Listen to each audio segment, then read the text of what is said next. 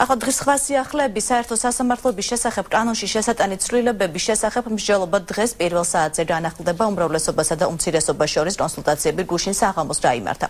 უმრავლესობაში აცხადებენ, რომ მართველი გუნდი ვენეციის კომისიის დასკვნებს სრულად გაითვალისწინებს. პარლამენტის თავმჯდომარის განცხადებით, კოალიცია გადაწყვეტილებას მომავალ კვირაში მიიღებს. ეკაბესელია ნაციონალურ მოძრაობას, იუსტიციის საბჭოსა და სასამართლოზე გავლენის შენარჩუნების მცდელობას ამჩნევს.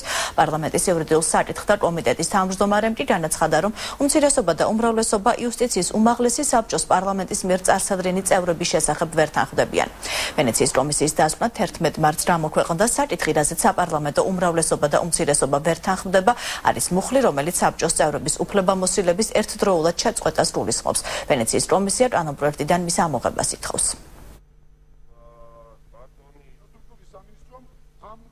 სააკაშვილი, რომელიც ძალიან ცდილობს შეინარჩუნოს გავლენა სასამართლოსა და იუსტიციის საბჭოს.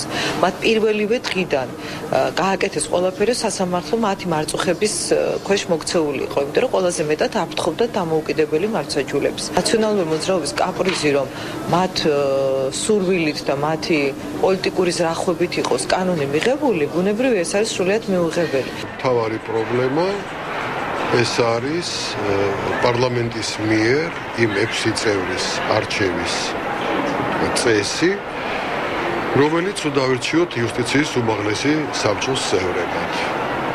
შევთანხმდით იმის თაობაზეც, რომ შევეცადოთ მაქსიმალურად დავუახლოვოთ ეს წესი ვენეციის კომისიის რეკომენდაციებს. იმედი მაქვს, რომ უმრავლესობის მხრიდანაც იქნება მზაობა, რომ ვენეციის კომისიის რეკომენდაციები იყოს გათვალისწინებული და მე იმედი მაქვს, რომ ამ შემთხვევაში უკვე არსებითად გადაიხედება ის კანონპროექტი, რომელიც 2 მოსმენით უკვე მიღება. ჩვენ ვენეციის კომისიის დასკვნების რეკომენდაციების სრულად გათვალისწინებით ვაპირებთ ამ საკითხის გადაწყვეტას. კიდევ ერთხელ ავხსენეთ ჩვენი წინადადება უმცირესობის წარმომადგენლებს და ახლა მათი გადასაწყვეტია დათანხმდებიან ამ თემებზე და უკვე კონკრეტული ვერსიის დახვეწის პროცესში გადავალთ.